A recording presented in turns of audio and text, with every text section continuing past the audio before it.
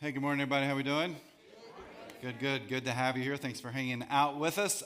Hey, before I get into my message, I want to invite all of you to a special evening here at The Journey. It is on Friday, December the 19th. It is our We Remember service. We have never done this before here at The Journey, but I'm sure for some, the holidays are tough. And holidays come around, and there's someone that we have lost recently or maybe in the distant past, and yet the holidays come, and I know it's a time of joy and celebration that we sit there and think about, man, I really wish they were around. I remember them. They were very important to me, to our family. And so that's what we're going to be celebrating together as we remember those that have gone before us. Special evening, there's going to be a little bit of worship time, a real short message of hope. And then the big part of this is as you all give us names, we have a time where we will be announcing those names from our host that evening. There'll be an opportunity to pray over you if that is you, and some other fun things or enjoyable things, just to make the time together special, because again, we know that this time of year can be tough for so many. I don't have time to give you a whole lot of more details here this week. There's going to be an email that's going to come out, and you can sign up to be there or to share that name with us through the email. It's actually on your app right now. You can go and click the We Remember service or even the QR code there in front of you. But if you got more questions, stop by our Next Step table. They would love to answer those. But we're really looking forward to a special service together on December the 19th, okay? All right, so we get started this morning. I want to share with you some angry rants I came across that are geared towards wealthy people, okay? So here we go. First one is this: billionaires should not exist in a world with so much poverty. Some of you may agree with that. Here's another one. Why do the rich get richer while the rest of us struggle to make ends meet? Again, maybe you feel that yourself. Here's the last one. Hey, rich people, weep and groan because judgment is coming. Pretty ominous statement if you ask me, but here's the deal. Those first two statements that I read are actually from social media posts. That last statement is from the book of James. James is a book that we have been in, as Emily just said, for the last 12 weeks. Today we're finishing up this series called Playbook, but I hope for you it's been as helpful to you as it has been to me. When you look through the book of James, we call it Playbook because there's just so many good things that we can institute in our life to really live a life that God has called us to live. And so today we're going to finish this series up, start a Christmas series next week called Colors of Christmas. Hope you'll come back for that. But we're going to be in James chapter 5. And James chapter 5 really is a powerful statement James makes for 2,000 years ago, but I think also one that fits us today. And so I'm going to go through and I'm going to read this passage like I did last week. I'm going to come back and I'm going to break it down a little bit. And then at the end, I'm going to share with you some questions I believe we have to ask ourselves based on what we read in James this morning, okay? James chapter 5, starting with verse 1. Hey guys, can you turn the lights up just a hair so I can kind of see faces, but not really? Oh, that's perfect. All right, here we go. Look here, you rich people, weep and groan with anguish because of all the terrible troubles ahead of you. Your wealth is rotting away, and your fine clothes are moth-eaten rags. Your gold and silver are corroded. The very wealth you were counting on will eat away your flesh like fire. This corroded treasure you have hoarded will testify against you on the day of judgment. For listen, hear the cries of the field workers whom you have cheated of their pay. The cries of those who harvest your fields have reached the ears of the Lord of heaven's armies. You have spent your years on earth in luxury, satisfying your every desire. You have fattened yourselves for the day of slaughter. You have condemned and killed innocent people who do not resist you. Reads like a social media post maybe we've seen before, doesn't it? I mean, we could copy and paste, or maybe some of you have posted something like this before. But I'm sure you're here now, you're like, how do you end a series on James with this passage right here? Because it seems pretty harsh. Well, let's kind of walk through what James is saying, and again, how this impacts us today. Back to verse 1. Look here, you rich people, weep and groan with anguish because of all the terrible troubles ahead of you. Let me start by doing something we've done throughout this series, and we like to do when we read scriptures to understand the context of what we are reading.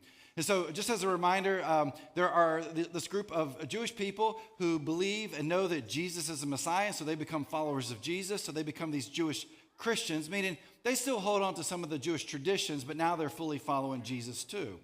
Well, because of their faith in Jesus, they have ended up being persecuted by the Jewish religious leaders. And because of this persecution, they've left Jerusalem and the surrounding areas to go into all over the Roman Empire to live. They've scattered to protect themselves, to protect their families. In doing so, they've lost jobs and incomes. They've lost family members because of this belief that they have in Jesus.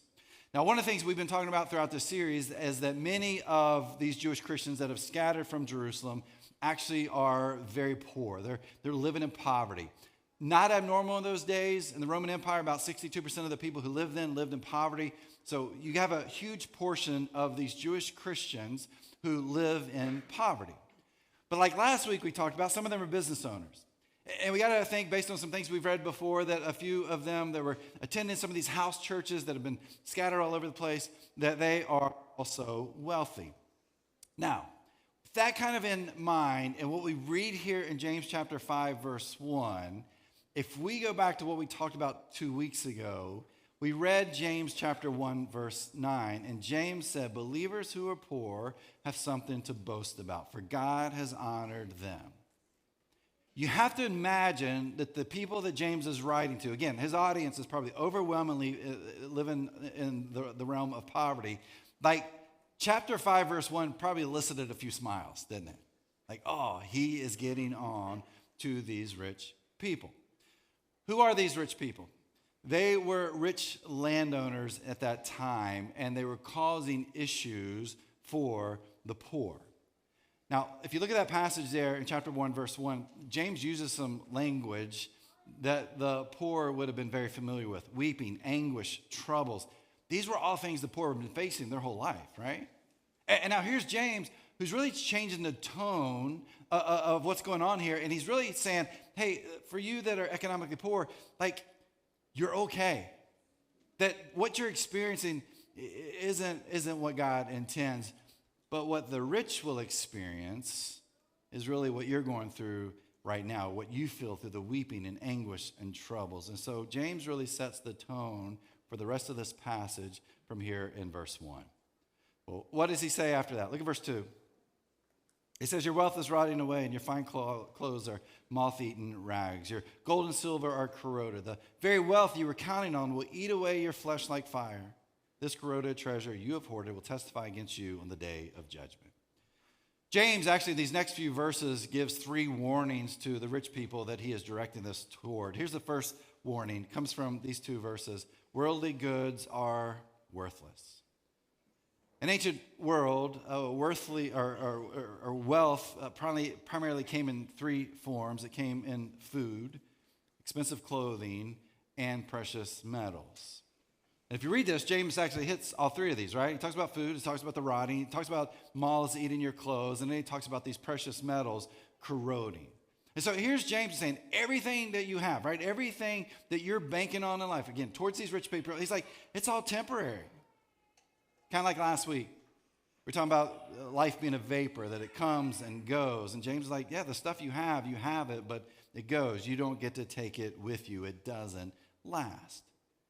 He said, you're hoarding your wealth for yourselves while the poor struggle to survive.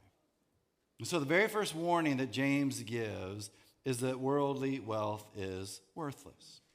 But then he gives us the next 2 warnings in the next 2 verses. Look at verse 4. He says, for listen, hear the cries of the field workers whom you have cheated of their pay. The cries of those who harvest your fields have reached the ears of the Lord of heaven's armies. You have spent your years on earth in luxury, satisfying your every desire. You fatten yourselves for the day of slaughter. Second warning we see right here is that the rich landowners were defrauding workers of their pay. Again, we need to kind of look at the context of what James is writing in here. In that time, you were finding that more and more of land was beginning to find itself into the hands of the wealthy. And so these estates that they had were expanding and getting larger. And on their estates, they actually had these small farms. And so the people who worked those farms were day laborers, right? They would come in, they would do the work, and they would get paid for their work. Now, some of these farmers who were working this land, it was actually their land. That at one point in time, it had been their land. Some evil, unscrupulous way, the rich, wealthy people had come in, overtaken that land. And so can you imagine that you're farming the land that you once owned because it has been taken from you in some terrible way? But that's what's happening in the context that James is writing to. And so here you have these laborers, right? These day laborers, these farmers who are living hand to mouth. You would work during the day so that you could eat at night. And so that meant that you had to be paid promptly, which meant you needed to be paid daily just so you could survive. Here was the issue. Some of these wealthy landowners were actually keeping some of the payment. They were keeping some of what was owed these workers, and they would keep it until the harvest was over with because they didn't want these workers to leave. So they weren't getting fully paid what they were supposed to get paid. In other instances, you had these laborers who actually were protesting that they weren't getting what they were supposed to get paid every single day. Again, it's pretty important to get paid because you got to survive, and you literally are living day to day. And so they would go to these landowners like, hey, I need you to pay me. The landowners would say, hey, guess what? I'm going to blacklist you. You can never work here again, and I'm going to tell all of my friends you can't work for them. So you would lose everything. You would lose your income, the little bit that you had to just survive. Other times, these workers would take the landowners to court to try to get paid for what they were owed, but the wealthy landowners, they had all these resources. And so they were able to not only not have to pay these workers, but basically they would take everything that they owned. And so you would find this is a lot of times where servitude would come for these workers toward these landowners. I mean, there's a lot going on here. In fact, we read this in James chapter 2 near the beginning of this series. Isn't it the rich who oppress you and drag you into court? Aren't they the ones who slander Jesus Christ, whose noble name you bear? That's who James is talking about when he says these words. The cries of those who harvest your fields have reached God's ears. He's letting this audience know, hey, God hears your prayers. God hears what you're saying. God knows you want vindication for what's happening to you. God knows that you need help. Now, the interesting part to me in all this is that many of these wealthy landowners were Jewish. So that meant they knew the Jewish laws. They knew what they were doing was wrong. If you go back to the Old Testament, in the book of Deuteronomy, we find these words. You shall not oppress a hired servant who is poor and needy, whether he is one of your brethren or one of the sojourners who are in your land within your town. You shall give him his hire on the day he earns it before the sun goes down, for he is poor and sets his heart upon it, lest he cry against you to the Lord, and it be sin in you. Here in Deuteronomy, we read that what these wealthy landowners were doing was a sin. You were to pay the worker by sundown for the work that they had done, and yet we have the rich who are hoarding it for themselves. Right? They're defrauding their workers. They were sinning against God. They were sinning against these people who were working for them for one reason, so they could get richer. And so James is giving this warning to them about defrauding their workers. The third warning we find is the rich were not taking care of the needs of the poor. James likens this to the day of slaughter. What was that? It was the day that oxen would be killed so that people could eat. Now, to prepare oxen for that day of slaughter, you would basically give them a buffet for many, many days to fatten them up, to prepare them for that, okay? I kind of liken it to if you and I were to go to Golden Corral together, right? Which, I don't know if you know this, apparently it's the #1 buffet restaurant in America. Didn't know if you knew that. There's one in Manassas and one in Fredericksburg, in case you want to check it out. But I haven't been in years, but I can remember going when I was a lot younger, and you'd walk into this place like, this is like heaven, right? Now, we know now that that food's terrible for you, but you'd go in and you just eat as much as you could, and then you would leave, and you'd feel fattened up. And you probably have to run some other places after eating there, but I kind of imagine it was like this for this oxen. They walked in, and they're like, this is great. Look at all this food. And they would eat and eat and eat, but they didn't have to worry about what was going to happen to their bodies, because their bodies were going to be dead in the not too distant future, because they were going to be sent to the butchers. That was the day of slaughter. And so here's James who's saying, hey, your life is like the day of slaughter. You're feasting on your luxuries, your comforts, your pleasures. You're pampering yourself. You're hoarding money. You're not taking care of your workers. You're not taking care of the poor. It's like you're more worried about fattening yourself up than honoring these workers. You're fattening yourself up more than worrying about this connection you have with God. You're sinning against God and other people. And so James says, hey, like those oxen, your day of judgment is coming. But then he makes a pretty shocking statement. Look at verse 6. You have condemned and killed innocent people who do not resist you. How is it James goes from hoarding money to this topic of killing innocent people? Is he being literal here, figurative? Probably both. Not as much literal, but if you think about it, if you're working every day and you're not getting paid what you're owed and you need that money to buy food and you can't buy food, then yeah, over a period of time, you are physically going to die. And so there might have been some literal connection here, but scholars tend to think that it's more figurative here for James. And the reason was that Jewish tradition taught, and I think this probably comes out of some of that Deuteronomy that we just talked about, but to deprive someone of their living was to murder them. There was a Jewish apocryphal book known as Ecclesiasticus, and in it said this, it says, he that taketh away his neighbor's living slayeth him, and he that defraudeth the labor of his hire is a blood shedder. Like if you're rich and you're hoarding what you have and you're not paying your workers, James is saying it's almost like you are physically killing them. But look at the last few words there in this particular verse. James says, you're killing innocent people who do not resist you. He's saying, even though you've treated these people terribly, you've taken from them, you've hurt them, you've harmed them, they still don't resist the deeds that you've done to them.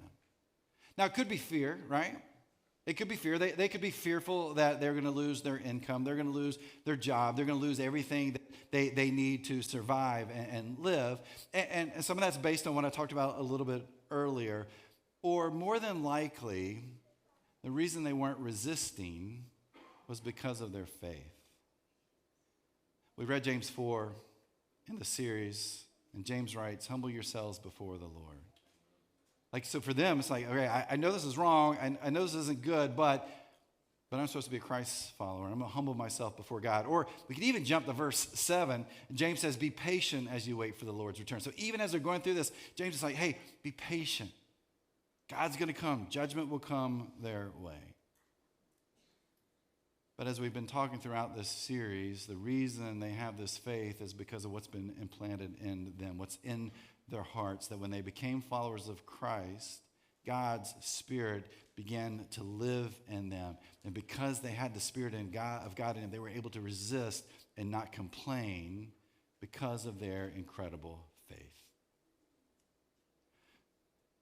We can look at this passage in James and think, these are pretty intense words James is sharing. How does that connect with me at all? Well, it actually does, but it means we got to go back to verse 1. Verse 1, the very first words this translation uses, I'm reading, says, look here. A better translation of look here is, hey, you, right? Or, hey, you all. Or for the Southerners out there, y'all, okay? That's exactly what he's saying right here. And the tone in the Greek that James is coming with is like, hey, pay attention. Like all of you need to pay attention to what I am saying here. But why would James write that? right? The issue is the rich people. The issue is the wealthy people and the things they're doing to the poor. Now, you have to understand that most of these rich landowners are not Christian, okay? They don't follow Jesus at all. And James writes this letter, and based on what we know, he's not intending for actually anybody to read this except for the people he's sending it to. So it's not like he's hoping someone's going to pick it up who's not a Christian, become a Christian, and understand this. That's not what he's getting at. Why does he address this audience, these rich people, and yet he talks specifically to everyone? Well, because it's a warning and also a mirror for the church. The warning is nothing good comes from hoarding stuff that doesn't last.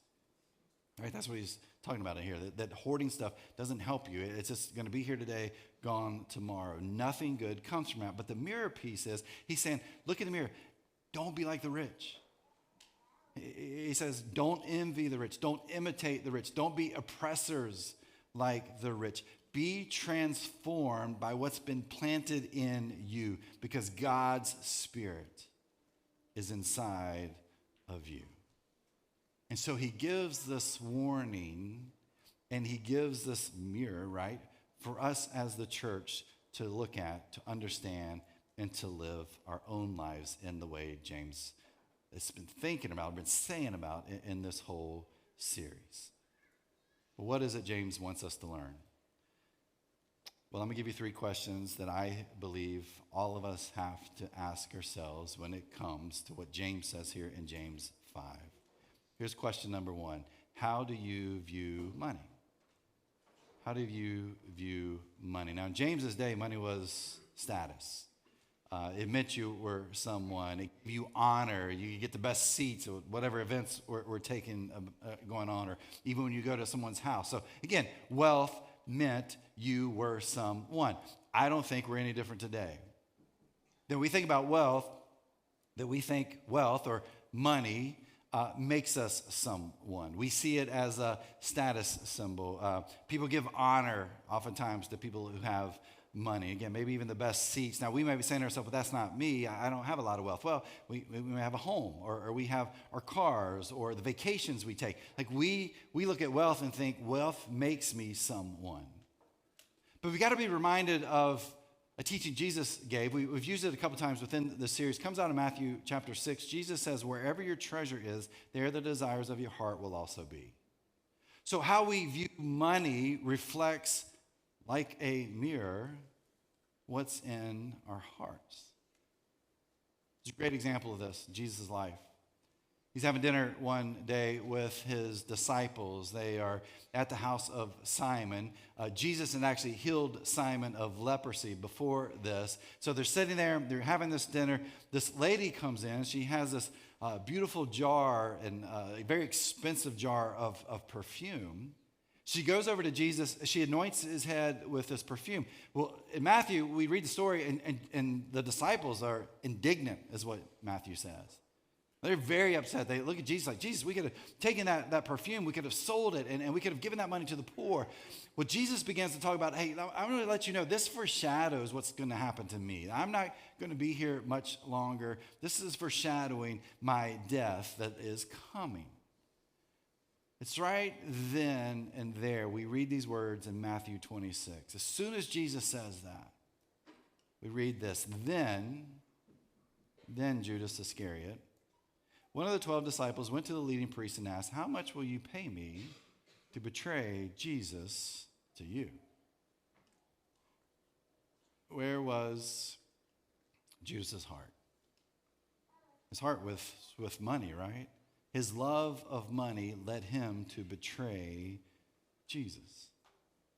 And what we find in Scripture is we're not called to love money. Paul talks about this in 1 Timothy. Paul writes, for the love of money is the root of all kinds of evil. And so here's James, who's look at the rich people. He's like, hey, you have a love of money. In fact, you love money so much that you're hoarding it for yourself. And this is causing you to do evil towards the poor, to the workers that you have. But I think sometimes we hear that and like, yeah, this is a bad thing. Money's a bad thing. That's not what Paul writes. He doesn't say money is the root of all evil. He says the love of money is what brings about that evil. And so for us, we've got to ask ourselves that question. How do I view money? Would I say it is a tool to be used or a treasure to hoard? Do I look at money and say, hey, this is a tool that God has given me to be good stewards of in this world, or do I see money as this treasure that I'm hoarding for myself? How do you view money? Well, I'm going to give you an answer to that by asking you another question, and that question is, how do you use money? There's an easy way to answer this. You pull out your phone right now, you go to your bank app, and you begin to look through your bank account. You know what you're going to see?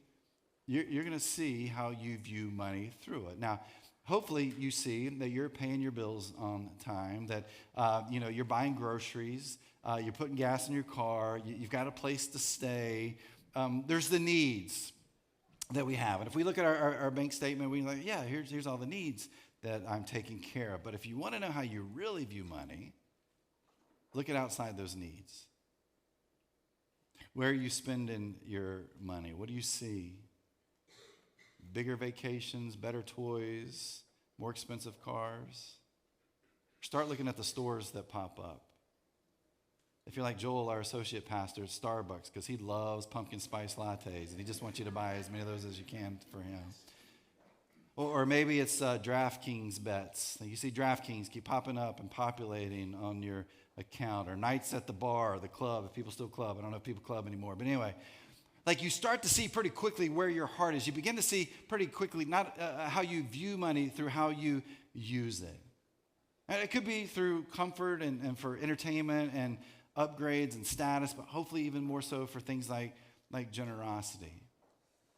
But how we view money is quickly defined by how we use our money. Albert Barnes said it this way. He said, there is no sin in merely being rich. Where sin exists among the rich, it arises from the manner in which wealth is acquired, the spirit which it tends to engender in the heart, and the way in which it is used. Jesus probably said it best in Luke 16, you cannot serve both God and money.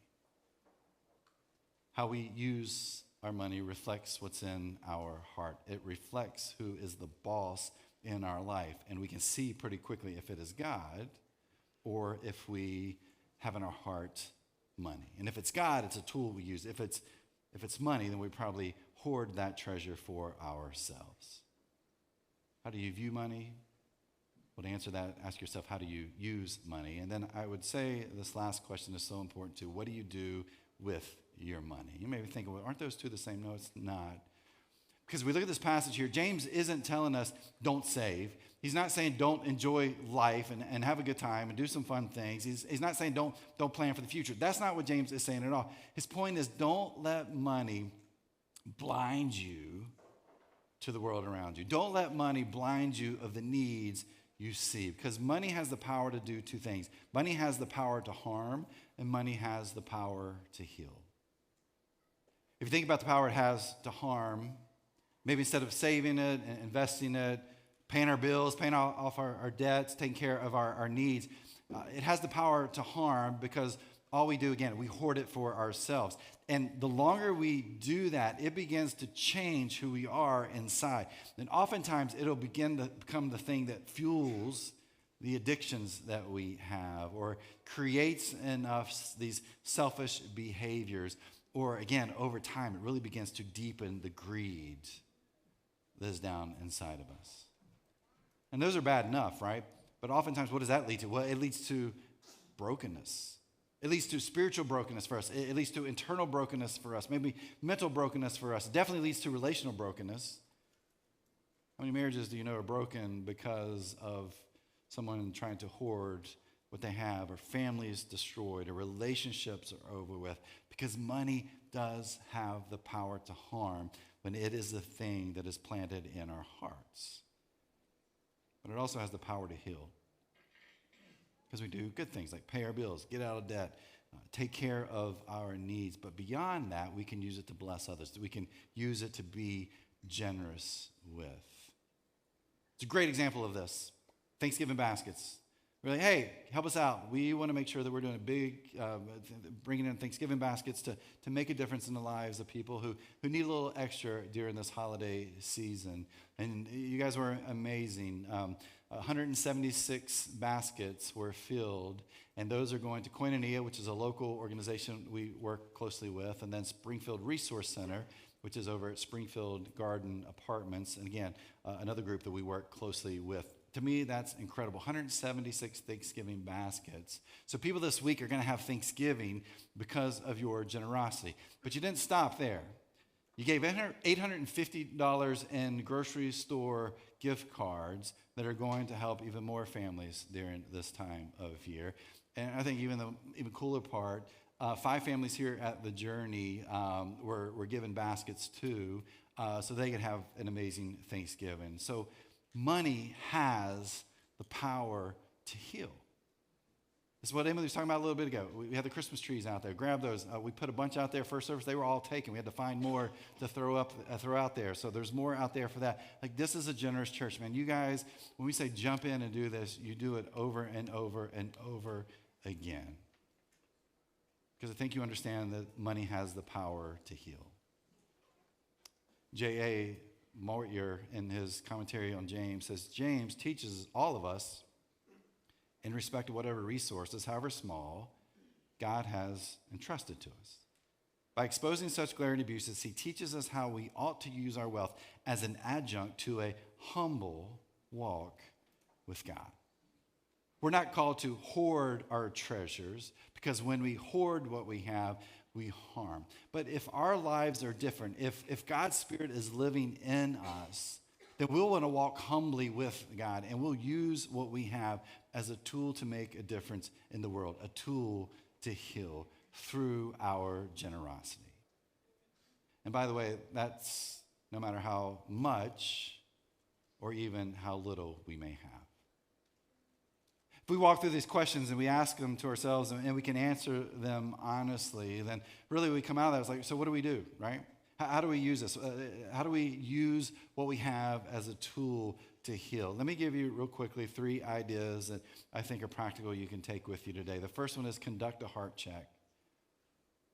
Conduct a heart check, right? This is that mirror piece that we were talking about a little bit earlier with James. Sit down, look at your bank account, see how you are spending your money. And as you do that, ask yourself, what is this information revealing to me about where my heart is? Because can we be honest? Real quickly, we're going to know. It doesn't take too long to see how we spend what we have and understand our view of money. So begin with a heart check. Now, if you do this heart check, the second thing I would say, if you find, like, you know what, I'm actually hoarding quite a bit of what I have, ask yourself this question and put this into practice this week. What is one thing I can do to move beyond this, okay? Here's my idea. Pick one person to bless this week. Somebody in your life, maybe it's a single parent, maybe it is someone going through a tough time financially and you know it. Maybe it's someone who's going through a tough time financially and you know it, but they're being real quiet about it. Maybe it's a coworker or neighbor. Who's someone in your life this week that you can bless and just meet some need that they have? I'm telling you, one of the easiest things to do is just go buy a gift card. And you might be like, I don't have a whole lot. I mean, I could probably do $25. But guess what? $25 is maybe more than they have right now. In that moment where you bless them with that, and that doesn't mean you have to go up to them like, hey, I'm going to give you this to bless you. Man, you can stick it in an envelope, throw it in their mailbox or underneath their door. They don't even have to know that it's from you. But sometimes we just take that one small step. It can make a huge difference in someone's life while it begins to transform us. As we continue to take these small steps, if hoarding is something we struggle with. So conduct a heart test. If you're hoarding, do one good thing. Bless one person this week. And the last thing is be generous. If you follow Jesus, you should understand the money that you have is given to you and to me to steward for us to heal the world we live in. I mean, we go back and look at the 12 weeks we've been in this series. We keep coming back to remembering who has been planted in your heart. That if you follow Christ, the Holy Spirit has been planted in you. So to be true to that Spirit, let that Spirit speak to you and lead you as you follow Jesus, as you're generous with what God has given you. What does that mean? You give to those in need. You see those needs, you find those needs, you help people out. You give to organizations that you believe in. There's something about them that tugs at your heart. You help them out. And yeah, you be generous to a church like The Journey that is living out the mission of Jesus here in this place today. It's easy for us to hoard what we have, and when we do, we harm. But God has called us to use money as a tool to heal. I love this quote from Moyer. Again, talking about this passage here in James 5, he says, "Are we keeping our reserve of earthly riches at such a level as indicates that they are our security, or does the level of earthly security represented by stored wealth prove that our trust is in the living God?" I'll tell you something weird about this passage. I could argue that I believe all of James culminates in this one passage.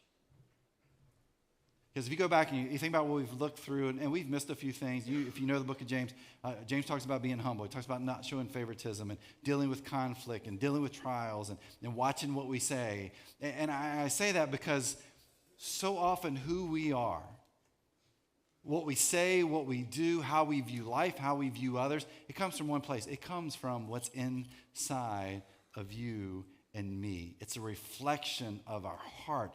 And if our heart is saying, I'm going to hoard all this for myself,